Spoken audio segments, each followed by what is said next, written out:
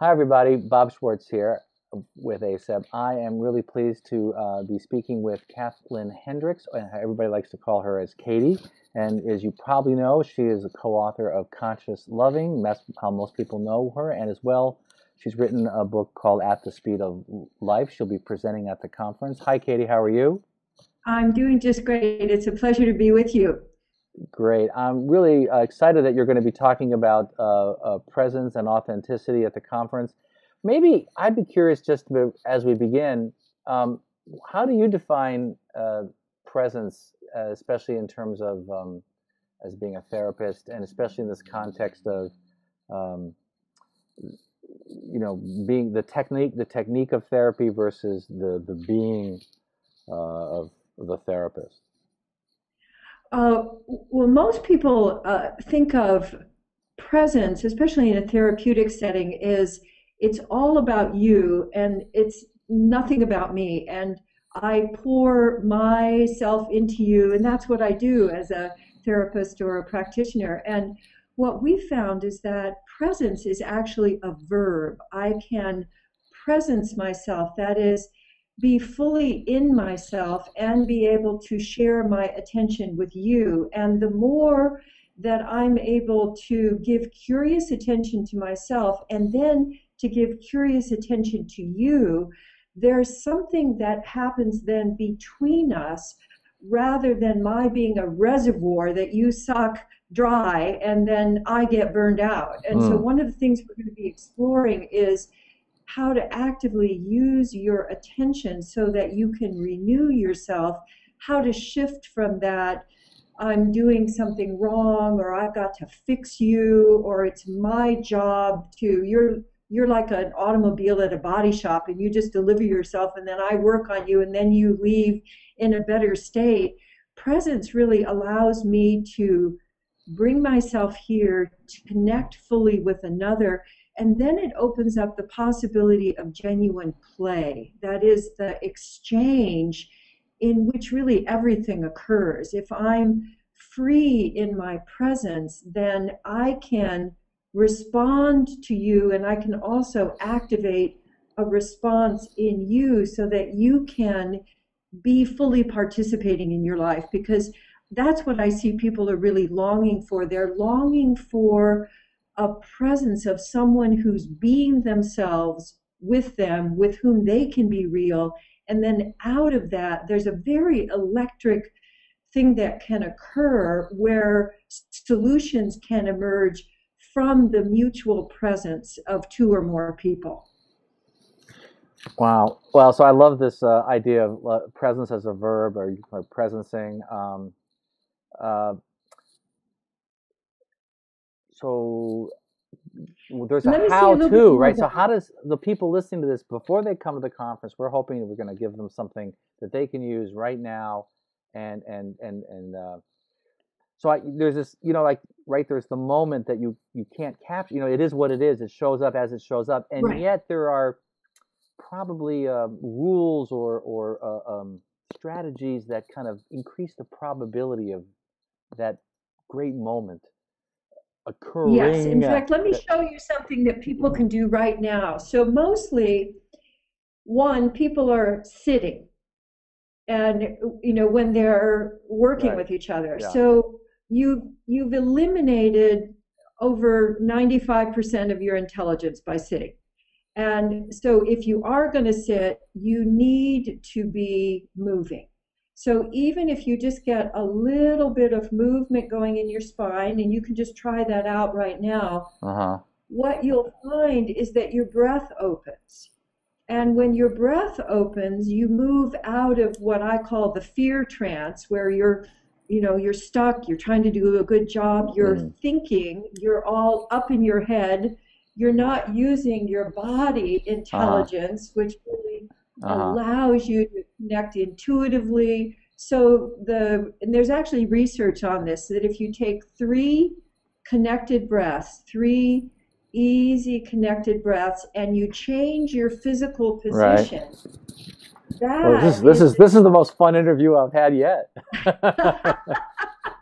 it's better for you Yeah. than medication.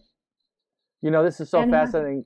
I have a buddy who used to be on the board, Jim Klontman, and he does this whole thing with balance. And he's developed this entire thing, and it's just amazing that the changes, brain changes. So that's one thing. And then over the years, I've done a lot of improv training, and one of the things they have you do is, when in doubt, move. And when in doubt, move. And something happens. That's absolutely true. In fact, my work is really grounded in body intelligence and has been for over 40 years. And the research is just overwhelming that if you want to get smarter, if you want to be more present, if you want to get healthier, move. And it's true in interactions, absolutely. And most people think, oh, I'm going to look silly or I'm going to look stupid. And I think that's one of the things that we need to get over, because we've become so disconnected from our whole bodies that we're trying to do everything with a part of our brain that's about the size of a quarter. Right. And when you move, you actually are activating all of the parts of your brain. And so that's one of the things that I'm going to be showing people are many different practical ways that you can incorporate your body intelligence to allow you not only to be more present, but to have more fun. Exploration and transformation, I thought, should always be fun. You know, even if you're in the middle of a big emotion, you can really be, fully participating in a way that allows you to feel even more human, more engaged. You're speaking my language. I wrote a book with a colleague called "We're No Fun Anymore." It's for couples. It's all about having fun and play. So. Oh, wow, that's wonderful. I'll be so happy to talk to you about that, because we'll do that another time. But exactly our point of view. Absolutely. And therapy should be, there should be fun. People should laugh a little bit, even serious things. Sometimes there can be time for not discounting people's pain, but even in that, there can be some. By fully participating, by really engaging with presence and with your whole body and with authenticity, you can move through things, even really big things, in a very short period of time, which allows you to have more resources and more choices, which is really what we're up to. So that's interesting, because you're saying movement and so EMDR, you move your eyes, and tapping, you're tapping or tatting, you're holding. Right. There is movement. I mean, we're thinking we're activating energy points, and you're also moving. And you're also moving, and you're also breathing. And because you're moving whenever energy. People are stuck, they're not breathing and they're not moving. And what we teach people to do is really much more akin to improvisation. So it's really much more about listening to, what is my body telling me? What is my interaction right now opening up for me to learn about, rather than how can I fit myself into yet another system? So I'm wondering if you would say that this idea of listening to your body movement, would you be saying one thing people listening to this should be doing between now and the conference is, when you're with clients, pay attention to your desire to move and maybe follow it? I would pay attention.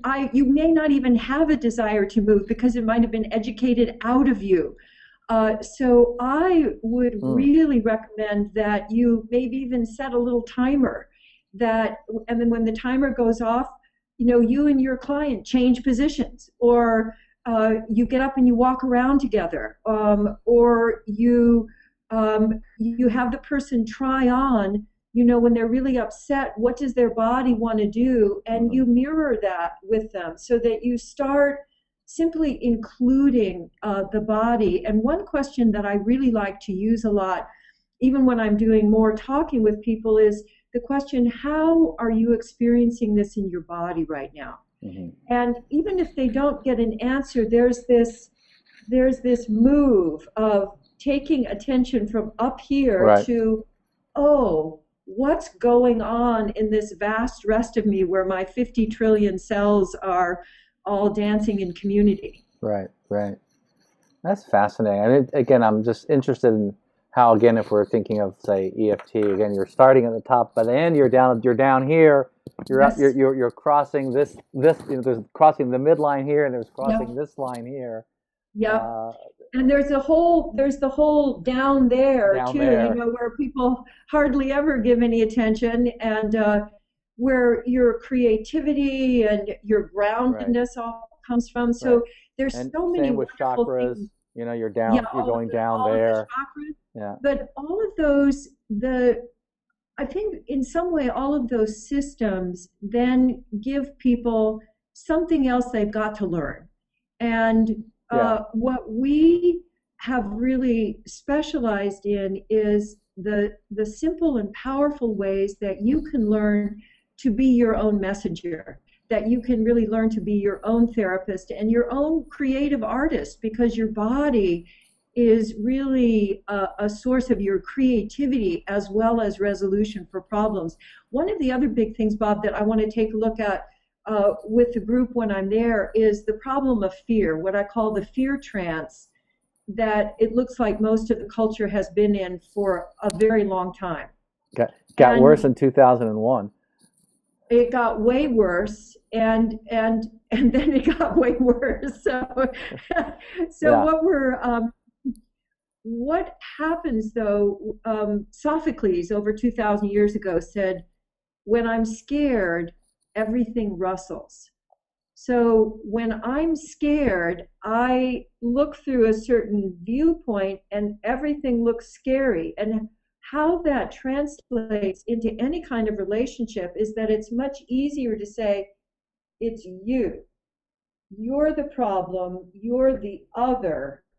I can distance myself from you because you're scary or it's not safe. Hmm. And there are things that each of us can do. I call them fear melters.